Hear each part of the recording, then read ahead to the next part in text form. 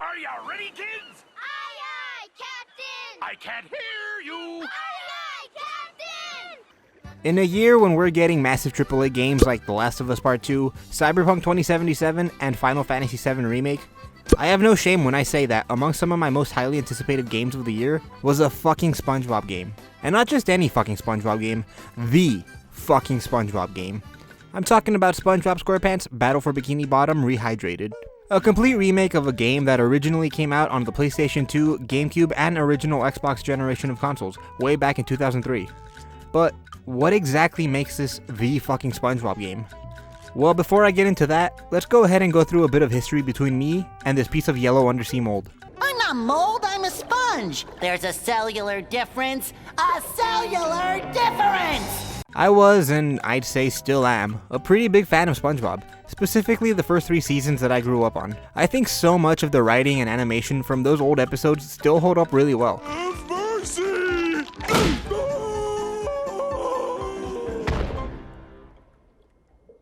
Wow, you destroyed that guy without even touching him.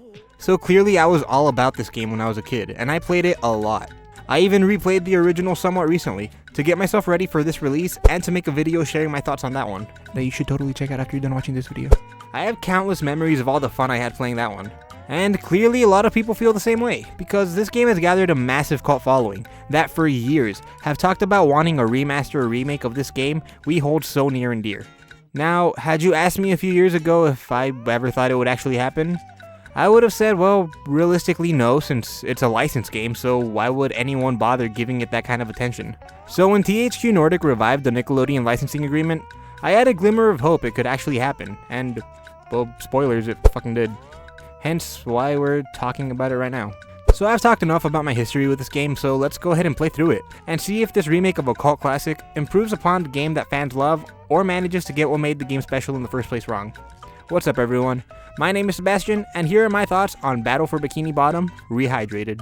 This is obviously meant to be a kid's game, so the story is pretty simple. Plankton's newest plan to steal the Krabby Patty formula and world domination involves building a robot army. However, Plankton forgets to switch the do not obey switch up to obey. An honest mistake, if you ask me, happens to the best of us all the time. Meanwhile, SpongeBob and Patrick are invested in a game of robots and racehorses, but would much rather have real robots to play with. Well, be careful what you wish for, boys, because it might just come true. The next day, the robots are running around terrorizing the Bikini Bottomites. SpongeBob, Patrick, and Sandy now take it upon themselves to get to the Bikini Bottom of this, to put an end to the robot destruction by collecting a bunch of golden spatulas.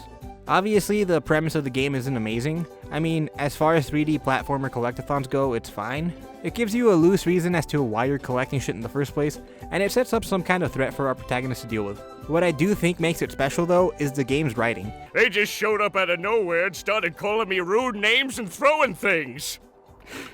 They even bent all my spoons. I love those spoons like they were my children. That's terrible. Oh, won't you help me stop them? Before they bend all my forks? Not the forks! It perfectly nails the humor of classic SpongeBob. And like I said earlier, I think that the writing of early SpongeBob still holds up. There's so many jokes and moments in those episodes that to this day I still find funny, and constantly reference in casual conversation with friends. And the same goes for this game. Replaying it now, it surprises me how many of the jokes and humor still hits for me. I found myself laughing constantly, and for a licensed game to nail the tone of its original source material, it's pretty rare and usually comes off as forced or not as good. But this game knows what makes the writing and characters of SpongeBob iconic, and implements it perfectly to create something that's new but familiar to old SpongeBob fans. However, if I'm looking at this from a remake perspective, I can't credit the greatness of the writing to Rehydrated specifically. Those of us who played and loved the original already know how good the writing is. However, what I can credit Rehydrated for doing is enhancing the writing. And I don't mean by redoing the actors' performances, because they use the original game's audio.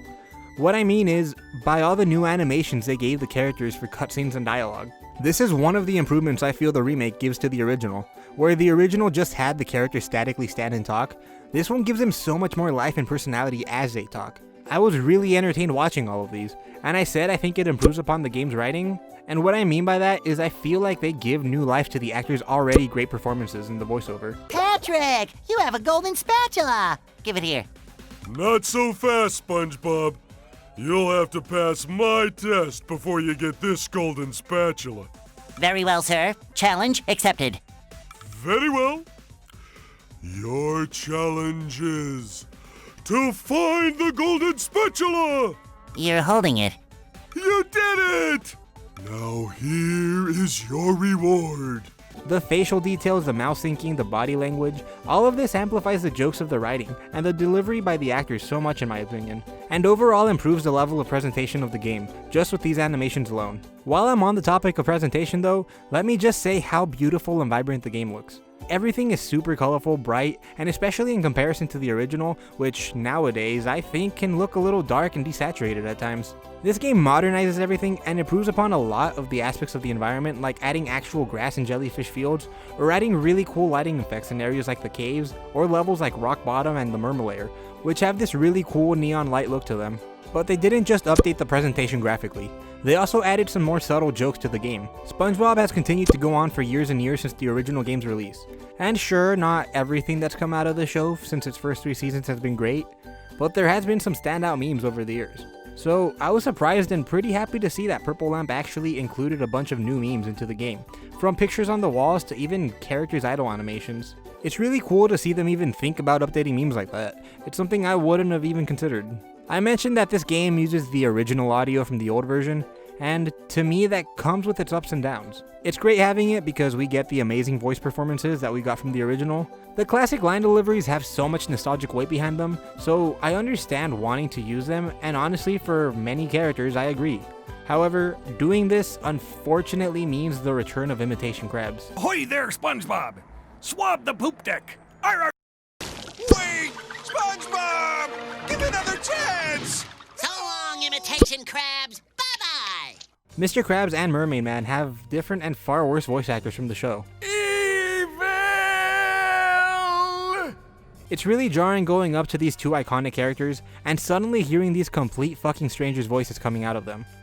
And sure, at this point, these two clearly wrong voices have sort of become memes in themselves from this game, but I would have liked for at least these two to have gotten new VO because, I mean, these are just bad, and I think that any jokes from these two characters suffer for it, and would have landed better if they had their actual voice actors. Hearing the original soundtrack, which in my opinion is really good to this day, adds so much to making the game feel like it's the game I grew up loving.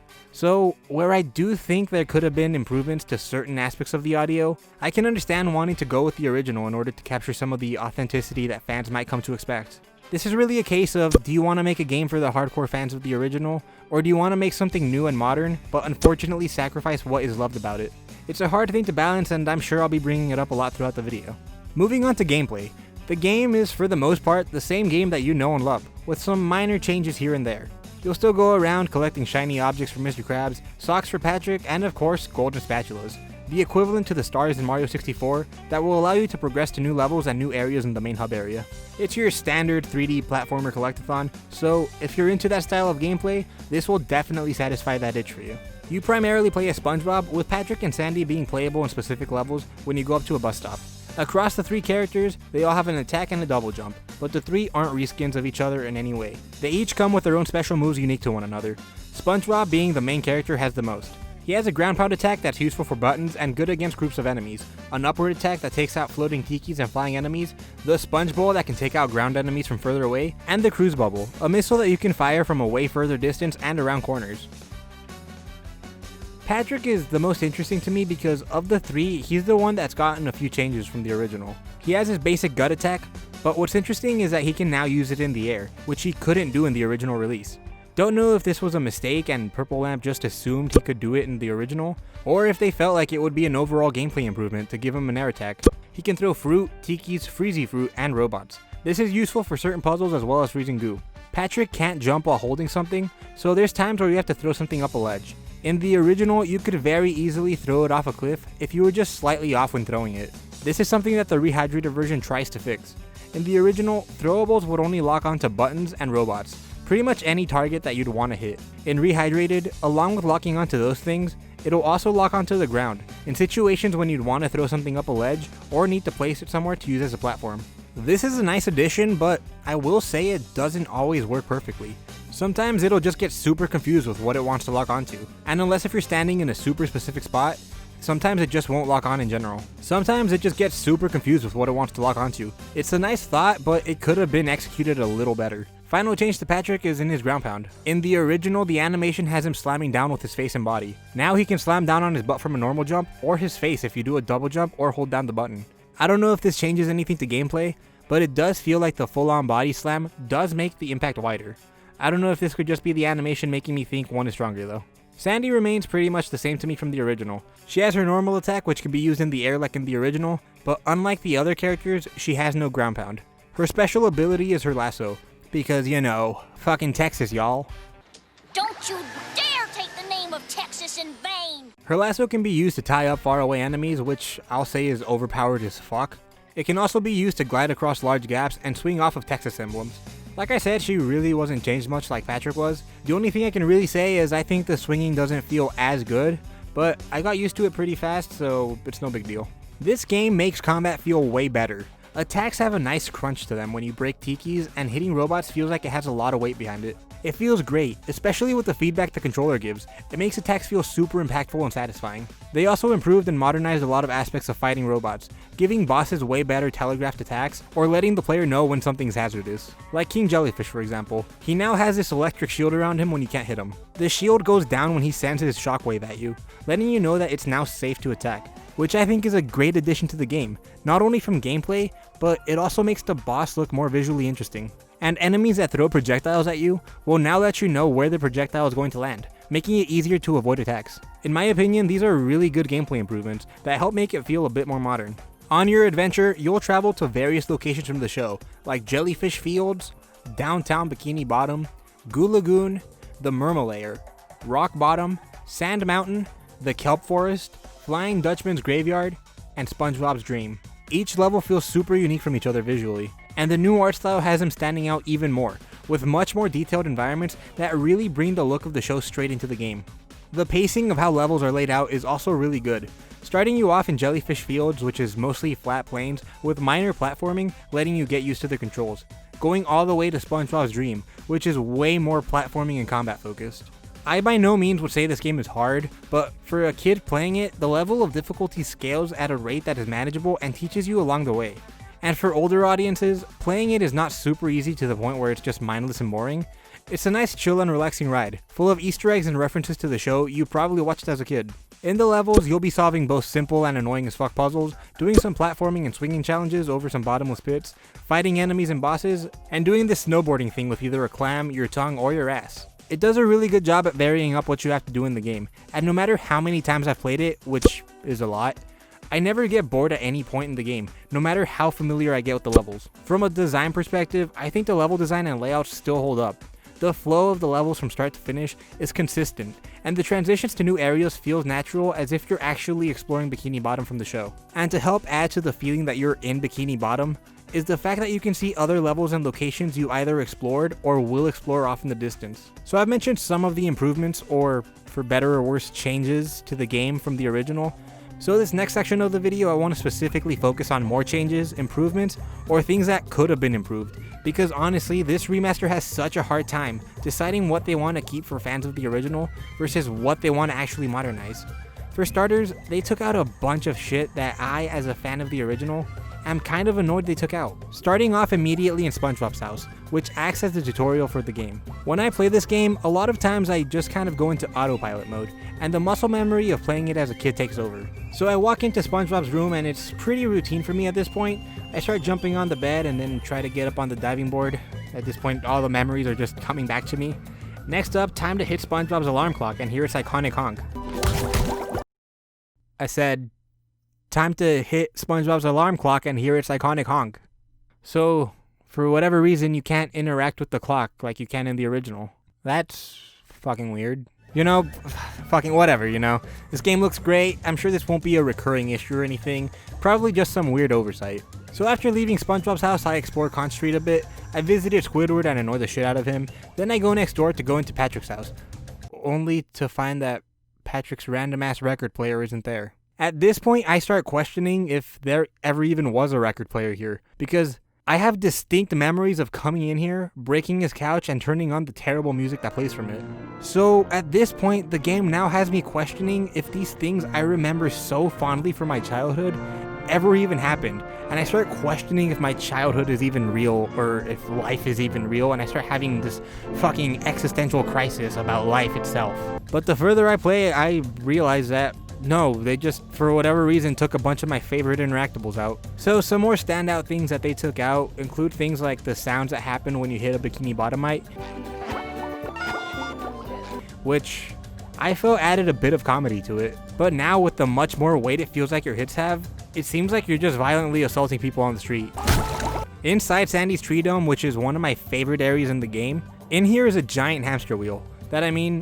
Obviously if you see a giant hamster wheel in a game, your first instinct is to go run on it, but the remake doesn't let you do this for whatever reason. I mean, the original did it, why not the remake? The last exclusion I want to use as an example may be a little more specific to me, but fuck it, hear me out, right? So I've already been over how Patrick can pick shit up, but when you try to pick up something in the environment that Patrick can't pick up, he'd get super pissed off and kick the thing. I, for whatever reason, as a dumb 6 or 7 year old, found this to be the funniest thing in the world. And one of my favorite things to do was try to pick up Mermaid Man while he's casually trying to enjoy his evening when all of a sudden some pink idiot starts kicking his chair. Unfortunately, the remake doesn't let you do this. Now you might be thinking that these exclusions from the game aren't a big deal, and I mean overall they're really not, right? They don't affect the overall gameplay or quality of the game, but when you're remaking a game that is more so for its hardcore cult following, I feel like all the little details like these are important because I mean, you're basically making a nostalgia product, and it's important to try to keep stupid little shit like this as faithful as possible. And like I said, keeping this game faithful but still trying to modernize it, it is a struggle to decide what you want to change and what you want to keep the same. These interactables were definitely something that should have stayed the same. Redesigning the menu, reanimating the dialogue scenes, and giving enemies better ways to telegraph attacks, those are good changes. But then there's things that should have been changed but weren't.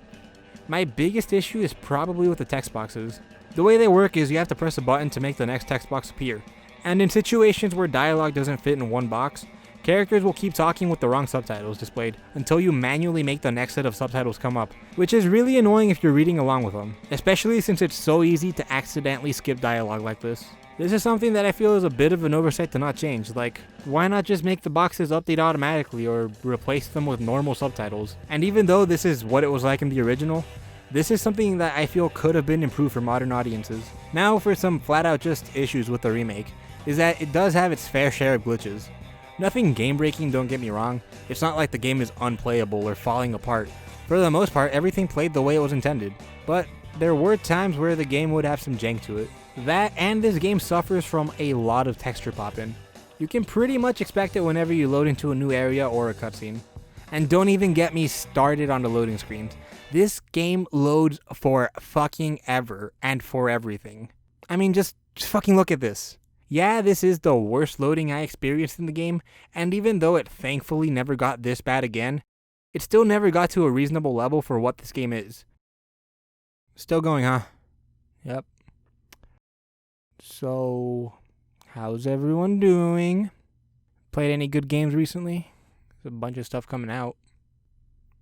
That Last of Us game's pretty good. There we go, fucking finally. So the worst part about the loading is easily dying, because you have to load for a while to respawn and try the same thing you just died to again, just to once again get killed by it and then have to load forever again, and yeah, I'm sure you get why it's annoying. It takes away some enjoyment since the punishment for failing is such a pain in the ass, and all of these technical issues are things that I feel could have been ironed out a bit more, if the game had a bit more time. And I'm hoping that some patches are being worked on to hopefully lessen the loading times and fix some bugs. But even with all these issues, I'd say that Spongebob Squarepants Battle for Bikini Bottom Rehydrated does a good job at staying faithful enough to the original game from gameplay and design, and even a few improvements over the original. Sure, it didn't recreate every small little detail or interactable, which to a hardcore fan like me could be disappointing, but that's just me nitpicking shit. And I'm sure most people won't even notice. The game suffers from a few minor bugs here and there and has some egregious fucking loading screens that I feel could have been avoided had the game had some more time in development, so hopefully these things get patched out soon. Playing through it brought back so many memories, and it's great to see that I think that the game itself is still good, and looking better than it ever has. And I had a lot of fun platinuming it, so I like it. I don't know. Even with its few technical issues, I'd say that this is probably the best way to experience this cult classic, and I definitely recommend it to fans of SpongeBob, or to any fans of 3D platformers. So there you have it. Those were my thoughts on Battle for Bikini Bottom Rehydrated. And now, I want to know what you think of the game. Did you play it as a kid, or did you play it for the first time with this remake? Leave all your thoughts down in the comments below, along with any suggestions for games that you might want to see me talk about in the future. Make sure to leave a like and share this video with your friends, and subscribe if you aren't already. I'd really appreciate it. Follow me on all the social media things that are on screen right now if you want to keep up with, whatever the fuck I'm doing. Thank you all so much for watching this video. I hope you have a great rest of your day or night, depending on when you watch the video. And with all that said, that's it for me for now, and I'll talk to you all next time.